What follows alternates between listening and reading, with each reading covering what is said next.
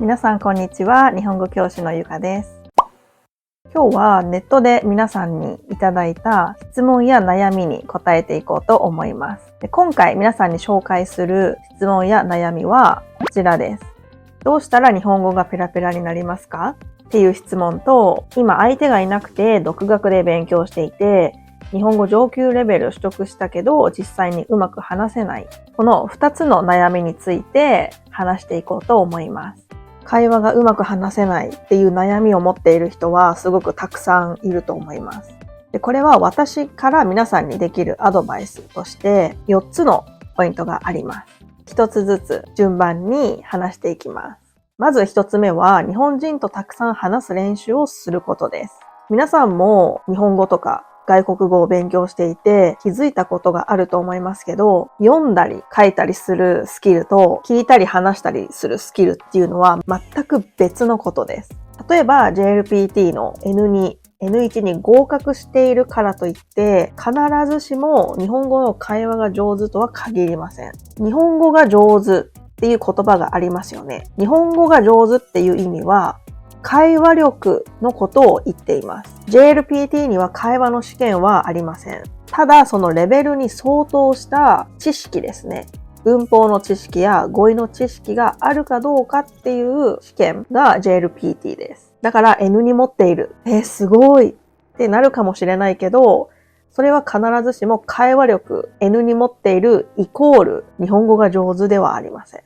なので、やっぱりリスニングやスピーキングをもっと練習したいっていう人は、たくさん話す、アウトプットをする練習をした方がいいと思います。2つ目は、オンラインレッスンを受けたり、言語交換をしてみることです。私は今、オンラインで外国人に日本語を教えています。私の生徒はだいたい会話のレッスンとか、文法のレッスンとか、JLPT のレッスンとか、いろいろ目的はありますけど、最初は一人で勉強していたけど、やっぱり先生と一緒に勉強したいとか、宿題が欲しいとか、いろいろな理由で先生を探してオンラインでレッスンを受けるっていう人はすごく多いです。一人私の生徒、去年の10月ぐらいから私のレッスンを受けてる人がいて、その人は独学で、その当時ですね、10月時点で日本語を勉強して1年は経っていませんでした。で、もっと日本語が上手になりたいって思って、私を選んでレッスンを今までずっと半年以上継続してくれているんですけど、その人の日本語もすっごく上手になりました。この10月の時点でも、独学で勉強したとは思えないぐらいの日本語力はありましたが、それと比べて今はものすごく上手になっています。この人は多い時は週に3回で、少なくても週に2回、1回1時間のレッスンを受けています。だからやっぱり話す、アウトプットをするっていうのは日本語が上手になるための本当に必要不可欠なことだと思います。で、もう一つの言語交換なんですけど、言語交換って皆さんわかりますか？私は日本人で、私の母語は日本語です。で、例えば私が中国語を勉強しています。で、言語交換の相手っていうのは、母語が中国語、もしくは中国語がネイティブ並みに話せる人。お互いの母語を教え合う。会話をしながらとか勉強しながら教え合うことを言語交換と言います。私は10年前台湾に留学していて、台湾でも言語交換をしていました。1週間に3回以上かな。あんまり覚えてないんですけど、3、4回結構頻繁にやってましたね。相手は友達だったので、先生と生徒とかそういう関係ではなくて、友達同士で、カフェで一緒に勉強してとか、教え合ってっていうのをやったりしていました。で、今も実は私、1ヶ月前ぐらいから言語交換っていうのを始めました。本当に10年ぶりに始めて、中国語は私ある程度話せるんですけど、やっぱりもっと上手になりたいとか、仕事でも不便なく中国語で説明できるようになりたいとか、そういう目的があって、あとはやっぱり教科書とかでは勉強できない言い方とか、言い回しとか、新しい言葉っていうのはどんどん生まれてきますよね。それを勉強したいなと思って、言語交換の相手を私はスレッズで募集しました。ですごくたくさんの人が、やりたいです、一緒に勉強したいですって言ってくれたんですけど、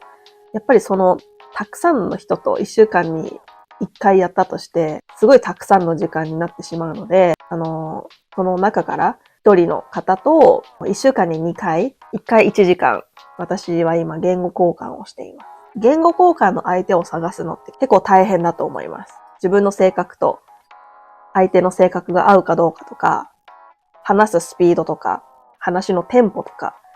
そういうのが合う人とか、もし言語交換をするなら、そういう人と一緒にやった方がいいと思います。3つ目は、たくさん聞いて日本人の話し方を真似することです。これは私のこの動画で真似していただいてもいいですし、ドラマとかバラエティ番組とかを見て、その人が話した言葉を繰り返し話してみる。真似をしてみる。シャドーイングをしてみるとか、リピートをしてみるとか、とにかく声に出して話してみるっていうことがすごく重要です。あとは、生きた日本語が学べます。言語っていうのは年々変わっていきますよね。日本語も100年前の日本語と今の日本語では全然違うし、毎年毎年新しい言葉が生まれます。新しい言葉っていうのは大体ネット用語なんですけど、ネット用語っていうのは友達と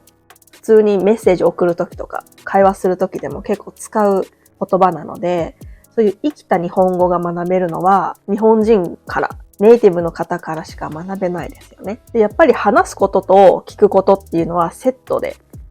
やらなきゃいけないって思っているので、例えば日本語の音楽をたくさん聞くとか、毎日毎日聞くとか、バラエティ番組を見る、ドラマを見る、何でもいいんですけど、たくさん聞いて日本人の話し方を真似したりとか、言い方とか、イントネーション、発音とかも真似してみたりするのがいいなと思います。あとは、この口の動きをよく観察した方がいいです。中国語を話す人は、長音や促音が苦手な人が多いです。長音っていうのは、お母さん、このあーとか、チョコレート、チョコレート。これは長音と言いますね。で、促音っていうのは小さいつです。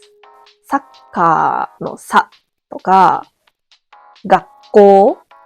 校とか、その小さいつの発音とかもよく聞いてとか、口の動きをよく見て真似をしたりとかするのもいいと思います。で、4つ目は独り言を言うことです。これは、自分が、例えば独り言を話したときに、自分が話している日本語が正しいのかどうか気になる人がいると思うんですけど、それはあまり気にしなくていいです。これの何が重要かっていうと、日常生活で日本語に触れる時間を増やすためと、日本語で考える力をつけるためですね。例えば、英語と日本語って別の言語です。別の言葉なので、必ずしもイコールではないんですよ。よく日本語を勉強している外国人で、すぐ日本語の言葉を自分の国の言葉に翻訳しようとする人がいます。そういう方法であんまり勉強はしない方がいいと思います。なので、日本語は日本語、英語は英語、中国語は中国語、別の言語として考えた方がいいと思うので、日々、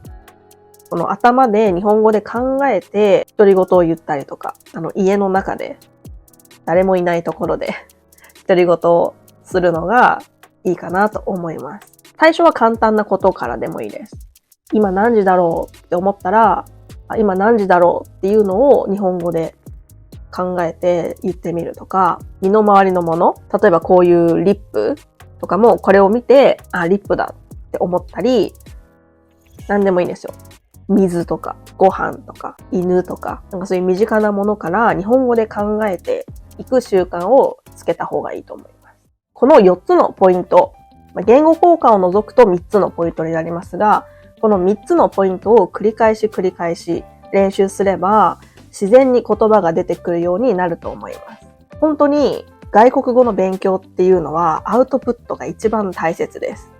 これは私の生徒にもいつも言っている言葉なんですけど、今皆さんが持っている知識、